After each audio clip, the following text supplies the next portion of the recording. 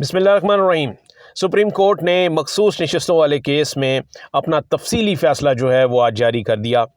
और ये वो फ़ैसला था, तफसीली फ़ैसला जिसका कि शिद्दत से इंतज़ार किया जा रहा था और ये कहा जा रहा था कि इसी की वजह से, इसी तफसीली फ़ैसला ना आने की वजह से इलेक्शन कमीशन जो है वो भी ताख़ीरी हरबे इस्तेमाल कर रहा है और जो इबाहम पाया जाता है, क्योंकि जो तफसीली फ़ैसला होता है उसमें शॉर्ट ऑर्डर की तमाम रीज़न्स और वजूहात और तौजीहात जो हैं वो तफसील के साथ दी जाती हैं। तो जो शॉर्ट ऑर्डर से अगर कोई इबाहम होता है तो वो तफसीली फ़ैसले से दूर हो जाता है। तो इसका इंतज़ार किया जा रहा था। आज तकरीबन 2 माह और 10 दिन के बाद 12 जुलाई को शॉर्ट ऑर्डर आया था और आज 23 सितंबर को ये तफसीली फ़ैसला जो है वो जारी हो गया है और इसमें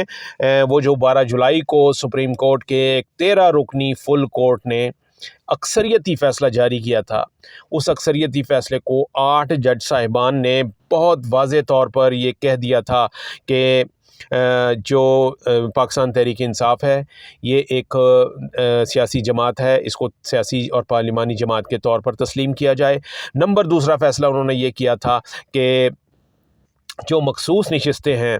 हिस्सा बक़दर जुस्सा के मसदाक़ वो हिस्सा जो है वो पाकिस्तान तहरीक इंसाफ को दिया जाए मखसूस नशिस्तों में से, क्योंकि इलेक्शन कमीशन ने 1 मार्च 2024 को एक फ़ैसला दिया था सुन्नी इत्तेहाद कौंसिल की एप्लीकेशन के ऊपर, जिसमें उन्होंने ये कहा था कि जी आपको मखसूस नशिस्तें जो हैं वो नहीं दी जा सकती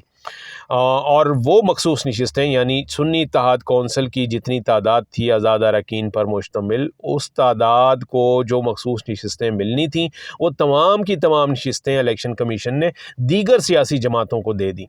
यानी पाकिस्तान मुस्लिम लीग नवाज़, पाकिस्तान पीपल्स पार्टी और JUI और जो दीगर जमातें थीं पार्लिमानी जमातें, यानी सुन्नी इत्तेहाद कौंसिल का हिस्सा या जिसे हम कहिए कि PTI का जो हिस्सा था वो उन्होंने दूसरी जमातों को दे दिया था। यही चीज़ चैलेंज हुई थी, इसी चीज़ को, इसी पिटीशन को सुना था 13 रुकनी फुल कोर्ट ने और 12 जुलाई को ये मुख्तसर फ़ैसला दिया था कि ये जो नशिस्तें हैं ये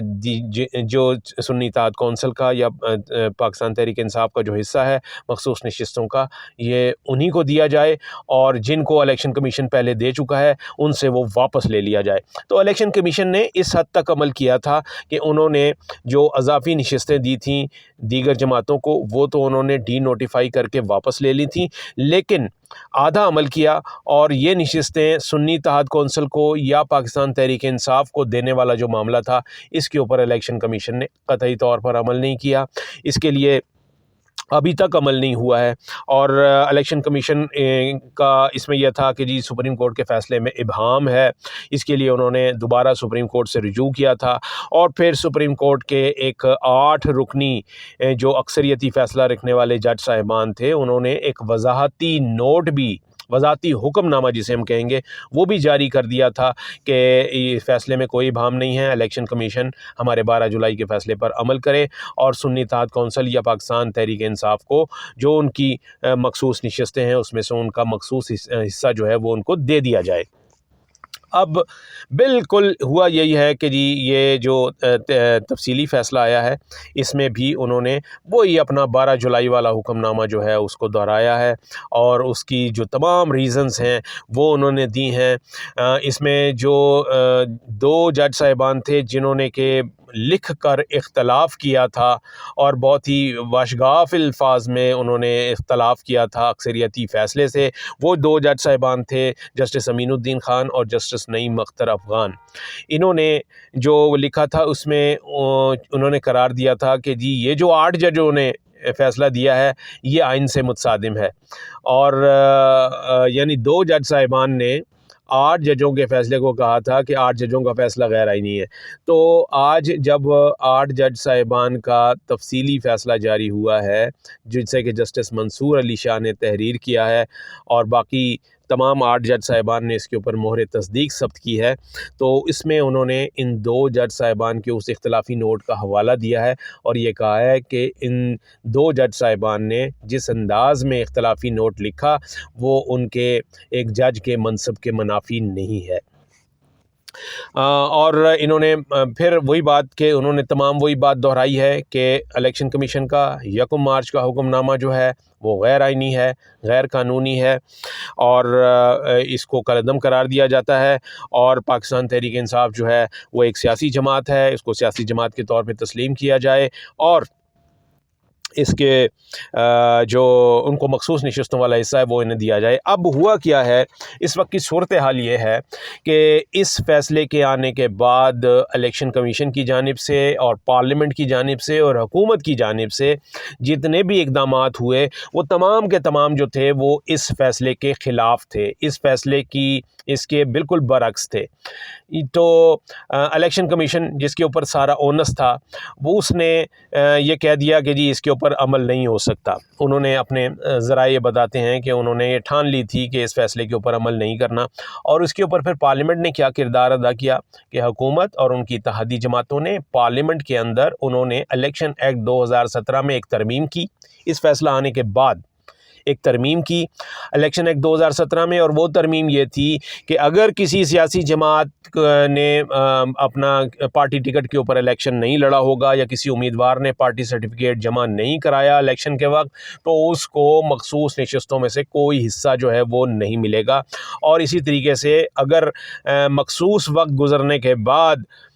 کوئی جماعت جو ہے، کوئی آزاد رکن جو ہے وہ کسی دوسری پارٹی میں شامل ہونا چاہے تو وہ نہیں ہو سکے گا۔ یعنی اس حکم نامے کو سپریم کورٹ کے 8 ججوں کے اکثریتی فیصلے کو غیر مؤثر قرار دینے کے لیے وہ ترمیم جو ہے وہ کر لی گئی، اور اس کا اطلاق بھی ریٹروسپیکٹیو ایفیکٹ پچھلی تاریخوں سے کیا گیا کہ اس کا اطلاق جو ہے وہ پچھلی تاریخوں سے ہوگا۔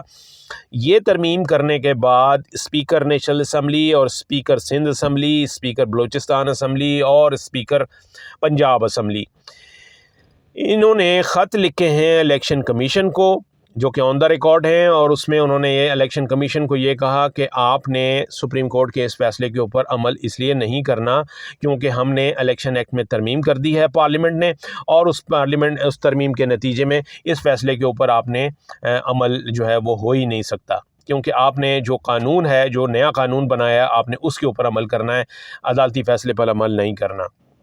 الیکشن کمیشن تو تھا ہی اسی انتظار میں، ان کو اور سپورٹ مل گئی، وہ پہلے ہی عمل نہیں کر رہے تھے سپریم کورٹ کے فیصلے پہ، جب یہ خطوط آئے ہیں تو وہ اور پکے ہو گئے، اور جو یعنی کہ وہ ابھی تک ان کا سٹینس یہی ہے کہ انہوں نے اس فیصلے کے اوپر عمل نہیں کرنا۔ اب سچویشن یہ ہے کہ جو الیکشن ایکٹ 2017 میں ترمیم کی گئی تھی، یعنی اس فیصلہ آنے کے بعد وہ ترمیم جو ہے وہ بھی پی ٹی آئی نے چیلنج کر دی ہے، اور دوسرا مخصوص نشستوں نہ ملنے پر اس فیصلے پر عمل درآمد کرانے کے لیے بھی پی ٹی آئی نے ایک درخواست جو ہے سیپریٹ وہ بھی سپریم کورٹ میں دائر کی ہوئی ہے، اور جبکہ یہ جو 13 رکنی فل کورٹ کا فیصلہ ہے جس میں کہ 8 ججوں نے اکثریتی فیصلہ دیا، اس فیصلے کے خلاف جو ہے وہ نظر ثانی درخواستیں جو ہیں وہ بھی وہیں پر پینڈنگ ہیں، سپریم کورٹ کے اندر ہی پینڈنگ ہیں، اور آپ کو پتہ ہے کہ یہ تمام جو درخواستیں ہیں ان کے اوپر ان کی سماعت کب ہوگی، یہ فیصلہ جو ہے وہ ایک 3 رکنی کمیٹی کرتی ہے جو کہ supreme court practice and procedure act کے تحت بنائی گئی ہے، اور اس کمیٹی میں چیف جسٹس اور 2 سینئر جج صاحبان پہلے شامل ہوتے تھے۔ ابھی گزشتہ 2 دن پہلے ایک صدارتی آرڈیننس کے ذریعے ترمیم کی گئی پریکٹس اینڈ پروسیجر ایکٹ میں، اور اس میں یہ کہہ دیا گیا کہ جی ایک تو چیف جسٹس ہوں گے، دوسرے سینئر موسٹ جج ہوں گے، اور تیسرا جج جو ہے وہ سینئر نہیں ہوگا بلکہ وہ ہوگا جس کو چیف جسٹس اپنی مرضی سے منتخب کرنا چاہیں۔ تو یہ آرڈیننس آنے کے بعد جب قانون بنا تو چیف جسٹس نے اس کمیٹی سے سینئر جج جسٹس منیب اختر کو نکال باہر کیا، اور ان کی جگہ جسٹس امین الدین خان جو کہ سینیورٹی میں 5ویں نمبر پر تھے ان کو انہوں نے اس کمیٹی میں شامل کر لیا۔ تو اس کمیٹی میں اب جو چیف جسٹس ہیں اور ان کے ہم نوا جسٹس امین الدین خان، ان کی اکثریت ہو گئی ہے، یعنی اب اس کمیٹی میں جو بھی فیصلہ ہوگا وہ وہی فیصلہ ہوگا جو کہ چیف جسٹس چاہیں گے، کیونکہ جسٹس امین الدین خان جو ہیں وہ ان کی سپورٹ کریں گے، ان کو انہی کی توثیق کریں گے بات کی۔ تو اس میں جو جسٹس منصور علی شاہ ہیں اس کمیٹی میں ان کا وہ مائنورٹی میں چلے گئے ہیں۔ تو اب اس کمیٹی نے یہ فیصلہ کرنا ہے کہ کون سا ریویو، کون سی اپیل، کون سی پٹیشن اور کون سی درخواست جو ہے وہ کس وقت سنی جائے گی اور کون سا بینچ اس کو سنے گا. تو یہ بہت امپورٹنٹ ہے کیونکہ اس میں ترمیم کرنے کا مقصد ہی یہی تھا کہ وہ چاہتے تھے چیف جسٹس کہ جی وہ اپنی مرضی کے کیسز جو ہیں وہ جو کیسز وہ فوری طور پر سماعت کے لیے مقرر کرنا چاہ رہے تھے وہ نہیں ہو پا رہے تھے کیونکہ چیف جسٹس ایک جانب تھے اور جسٹس منیب اختر اور جسٹس منظور علی شاہ دوسری جانب تھے. تو چیف جسٹس صاحب نے اس کا توڑ یہ نکالا کہ صدارتی آرڈیننس کے ذریعے قانون میں ترمیم کروائی اور اب انہوں نے اپنی مرضی کی کمیٹی بنا لی ہے. تو اب دیکھتے یہ ہیں کہ جی یہ اس سے جڑے جو معاملات ہیں یعنی یہ جو مخصوص نشستوں کا فیصلہ ہے جس کا کہ آج تفصیلی فیصلہ بھی آ گیا وہ فیصلہ اور اس کے علاوہ اس کے خلاف جو ریویو ہے وہ کب سنا جائے گا, الیکشن کمیشن کے خلاف کب ہوتا ہے, جو پی ٹی آئی نے اس فیصلے پر مخصوص نشستوں والے فیصلے پر عمل کروانے کے لیے جو درخواست سپریم کورٹ میں دائر کر رکھی ہے وہ کب سنی جائے گی. اور سب سے بہتر پہلی بات یہ کہ ان سب سے بالا تر ہو کر یہ جو 8 فروری کے الیکشن کو چیلنج کرنے والا معاملہ ہے جس میں کہ فارم 45 اور فارم 47 کو بنیاد بنایا گیا ہے, یہ درخواست پی ٹی آئی کی بہت عرصے سے جو ہے وہ سپریم کورٹ میں ہی زیر التوا ہے, اس کو سماعت کے لیے مقرر نہیں کیا جا رہا تھا. دیکھتے یہ ہیں کہ یہ اب چیف جسٹس صاحب جو ہیں وہ اس درخواست کو واقعی سنتے ہیں یا یہ ابھی تک کولڈ سٹوریج میں ہی رہے گی. تو یہ بہت ساری ڈیولپمنٹس ایسی ہیں جی جو آنے والے دنوں میں سامنے آئیں گی.